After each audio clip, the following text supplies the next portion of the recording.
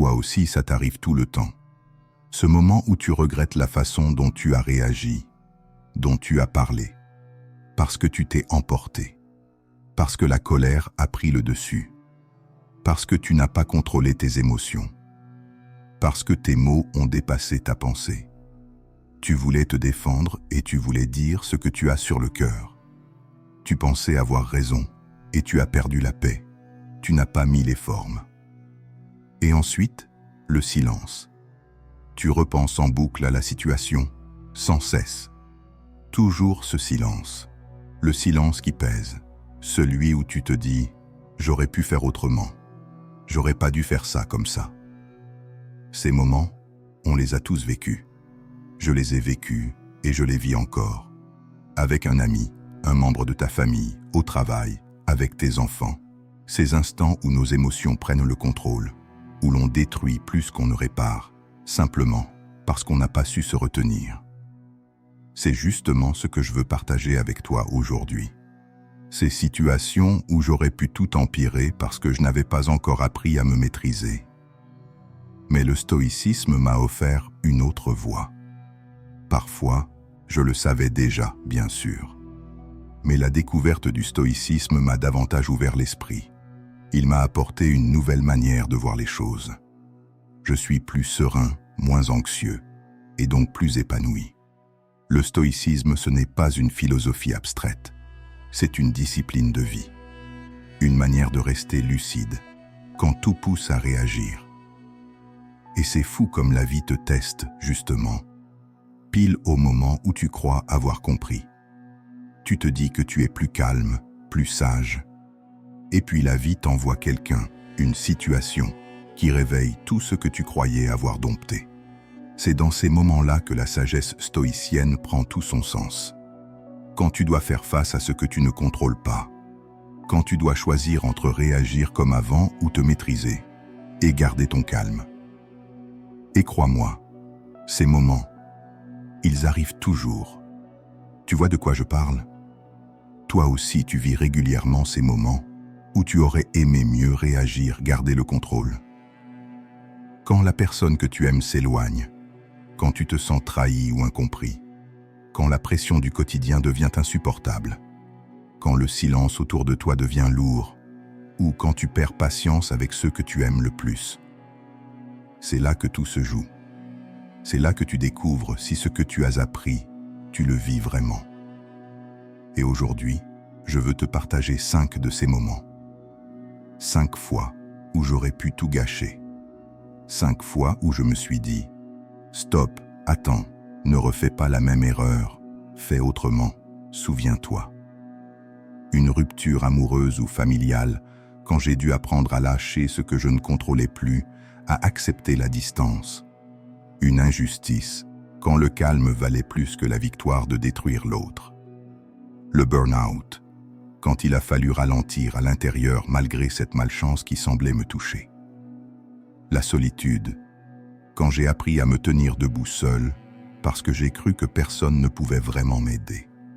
Et l'éducation, quand j'ai compris que maîtriser ma voix valait mieux que crier. 5 épreuves, 5 leçons, 5 fois où le stoïcisme m'a sauvé. Situation 1. La rupture ou la confrontation. Il y a eu cette discussion, celle qui s'est terminée trop vite, trop fort. Les mots ont dépassé la pensée. L'émotion a pris le dessus. Je voulais me faire comprendre, mais j'ai surtout voulu avoir raison. Et plus je défendais mon point de vue, plus je voyais l'autre se fermer. À la fin, il n'y avait plus de dialogue. Juste du bruit, du silence. Et ce goût amer d'avoir tout gâché. Après coup, je me suis repassé la scène en boucle. J'en voulais à l'autre, je m'en voulais à moi-même. Et sans m'en rendre compte, j'entretenais la distance que je disais vouloir combler. Ma mauvaise réaction, ça a été de camper sur mes positions, d'attendre que l'autre revienne, de transformer une blessure en fierté. Mais cette fierté, c'est un poison lent, parce qu'à chaque souvenir, je sentais cette charge émotionnelle me ronger. Ce n'était pas fini en moi. C'est là que le stoïcisme m'a ramené à l'essentiel. Je ne contrôle ni leurs mots, ni leur silence, seulement ma manière d'y répondre. Alors j'ai choisi d'agir selon la raison, pas selon l'ego. J'ai pris le temps de respirer et j'ai envoyé un message simple. Je suis désolé pour la manière dont les choses se sont passées. Si tu veux en reparler plus calmement, je suis là. Ce geste m'a libéré, parce qu'à cet instant, je n'avais plus besoin d'avoir raison. J'avais besoin d'être en paix. Pourquoi aujourd'hui je me sens mieux? Parce que j'ai retrouvé ma sérénité. Et surtout, j'ai compris que faire le premier pas, ce n'est pas céder. C'est se libérer. C'est s'offrir la paix intérieure. Et toi alors, est-ce que tu as déjà vécu cela? Est-ce que tu te sens capable de maîtriser cette situation la prochaine fois que cela t'arrivera? Situation 2. L'injustice. On m'avait demandé de développer un projet innovant. J'y ai mis tout ce que j'avais, mon temps, mon énergie, mes idées. J'ai trouvé une solution qui aurait pu tout changer, utile, ambitieuse, concrète. Et quand le projet a été présenté, ce n'est pas moi qu'on a félicité. Mon supérieur avait repris mon idée, mes mots, mes chiffres, sans même mentionner mon nom. J'ai senti une vague de colère monter, cette brûlure qu'on ressent quand on t'enlève le fruit de ton travail. Pendant des jours, j'ai ruminé. Je voulais rétablir la vérité, tout dire, tout casser. Et à force de ruminer, c'est moi que je brûlais de l'intérieur. Ma mauvaise réaction, ça a été de laisser l'amertume s'installer, de me répéter que le monde était injuste, que ça ne servait à rien de s'investir. Et plus je pensais comme ça, plus je me vidais de ma motivation. Le stoïcisme m'a rappelé autre chose. Ce n'est pas l'injustice qui te fait souffrir, mais ton jugement sur elle. Épictète. J'ai compris que je ne contrôlais ni la reconnaissance, ni la loyauté des autres, mais je pouvais contrôler ma dignité. Alors je suis resté calme. J'ai noté les faits, gardé mes preuves, et surtout, je n'ai pas laissé cette trahison salir ma passion. J'ai continué à créer, à innover, pour moi, pas pour leur regard. Et peu à peu, la colère est tombée. J'ai retrouvé ma fierté, celle qui vient de l'intérieur. Et je me suis dit que mon moment viendrait plus tard, parce que j'ai confiance en moi, en la qualité de mon travail, en la sincérité de mon engagement. Ce n'était simplement pas le bon moment. J'ai compris que la patience, c'est aussi une forme de force. Et toi, est-ce que tu as déjà vécu ça? Ce moment où quelqu'un s'est approprié ton travail et où tu t'es senti effacé. Écris-le-moi en commentaire si tu le souhaites. Alors attends, ce n'est pas fini. Je suis certain que tu as aussi déjà vécu cette autre situation. Situation 3. La charge mentale. Il y a eu cette période où tout s'est mélangé dans ma tête.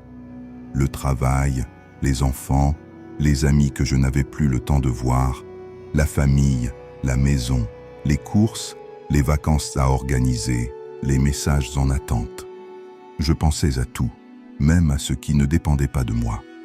Des choses que je ne pouvais pas changer, mais que je mettais quand même dans ma to-do list mentale, comme si le simple fait d'y penser allait les résoudre. Et cette liste ne cessait de s'allonger. Je me mettais la pression. Je tournais en boucle sur ce que je devais faire, sur ce que je n'avais pas fait, sur ce que je ne pouvais pas faire, jusqu'à me sentir dépassé, noyé sous le poids invisible de tout ce que je voulais contrôler. Ma mauvaise réaction, ça a été de vouloir tout maîtriser, d'ajouter encore plus de choses à faire, de penser que si je lâchais, tout s'effondrerait. En réalité, je me battais contre la vie elle-même. Le stoïcisme m'a rappelé une évidence. Il y a ce qui dépend de toi et tout le reste. Épictète. J'ai compris que vouloir tout contrôler, c'est refuser la réalité telle qu'elle est. Alors, j'ai commencé à trier, à laisser certaines choses de côté, à remettre d'autres à plus tard, et à faire la paix avec ce que je ne pouvais pas changer. J'ai appris à faire moins, mais mieux, à respirer avant d'agir, et à accepter que tout ne se passe pas comme prévu. J'ai compris que le calme ne vient pas de tout faire, mais de savoir ce qu'il faut laisser ou remettre à plus tard. Qu'il ne faut pas s'en vouloir si l'issue de certaines choses est négative, car elles ne dépendent pas de nous. L'essentiel, c'est de faire son maximum. Et quand on a fait tout ce qu'on pouvait, on n'a plus de regrets. On achète sa paix intérieure. Et toi, est-ce que ça t'arrive d'être perdu, de vivre ces moments intenses qui vont trop vite, d'être dépassé? Situation 4. La solitude.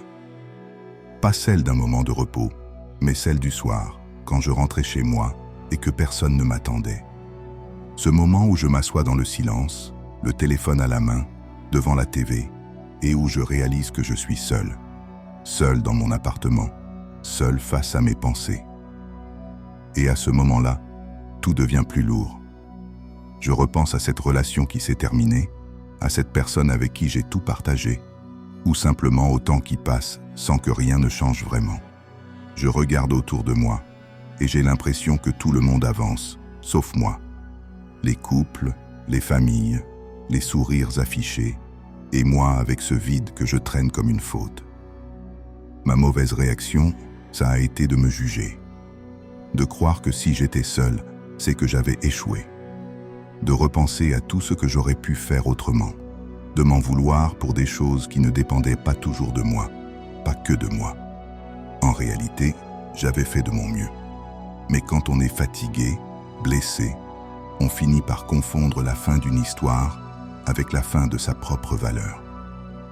Le stoïcisme m'a aidé à voir les choses autrement.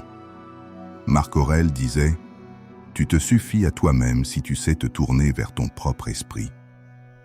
J'ai compris que cette solitude n'était pas une punition, mais une étape, une phase de reconstruction.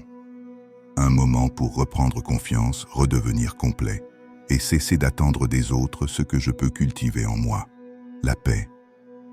J'ai arrêté de me juger, et j'ai commencé à me comprendre, à me faire confiance, et à profiter de cette période pour créer un renouveau, un nouveau moi. J'ai compris que le calme revient quand on cesse de se reprocher d'être humain. Ce n'est pas une fin, c'est un passage vers autre chose. Situation 5. L'éducation. Il y a eu ce moment où j'ai élevé la voix. Pas parce que je le voulais, mais parce que j'étais épuisé. Le travail, la fatigue, les imprévus, les transports interminables qui m'ont fait perdre un temps fou pour rentrer chez moi ce soir-là, mon seul lieu de réconfort, celui où j'espérais simplement retrouver un peu de calme, ma famille, mes enfants. Et c'est tombé sur eux. Une simple bêtise, un oubli, et j'ai explosé. Pour rien. Pour une broutille qui n'avait aucun sens. Ils voulaient juste me raconter leur journée, me montrer leurs dessins ou me dire la bonne note qu'ils avaient eue. Et moi, j'ai transformé ce moment d'amour en une engueulade. J'ai vu leur visage se refermer, leur regard baisser, et j'ai su tout de suite que j'étais allé trop loin. Ma mauvaise réaction, ça a été de laisser l'épuisement parler à ma place, de décharger sur eux ce que je ne disais pas ailleurs, de vouloir imposer le calme par la colère. Et juste après le vide, la honte, la culpabilité. Ce moment où tu t'en veux plus que tout, parce que tu sais qu'ils ne méritaient pas ça. Le stoïcisme m'a appris quelque chose d'essentiel. Ce n'est pas ce qui t'arrive qui compte, mais la manière dont tu choisis d'y répondre. Épictète. J'ai compris que mes enfants n'avaient pas besoin de ma colère, mais de mon calme. Qu'ils apprennent davantage de mes silences que de mes cris. Alors j'ai commencé à respirer avant de répondre, à observer avant de juger, à parler avec douceur, même quand je bouillonnais à l'intérieur. Et chaque fois que j'y parvenais, je sentais que je grandissais avec eux. Le bénéfice. J'ai compris que l'autorité ne vient pas de la peur, mais de la maîtrise de soi. Qu'un enfant n'a pas besoin d'un parent parfait, mais d'un parent présent, capable d'apprendre de ses erreurs. Et toi, est-ce que tu t'es reconnu dans une de ces situations? Une rupture mal vécue, une injustice au travail, Une charge mentale qui t'épuise, une solitude qui pèse, ou ce moment où la fatigue te fait réagir trop fort? Est-ce que toi aussi, tu t'es déjà vu mal réagir, dire des choses que tu ne pensais pas, ou simplement perdre le contrôle? Et si tu pouvais recommencer, est-ce que tu crois que tu pourrais réagir autrement? Le stoïcisme, ce n'est pas une philosophie abstraite, c'est un chemin pour retrouver la paix intérieure, même quand tout s'effondre autour de toi. Alors dis-moi en commentaire, est-ce que toi aussi, tu penses être capable de transformer tes épreuves en force, en clarté, en empire du soi? Si oui, écris « Oui, je le peux ». Parce que ton empire commence là, dans le calme que tu décides de construire.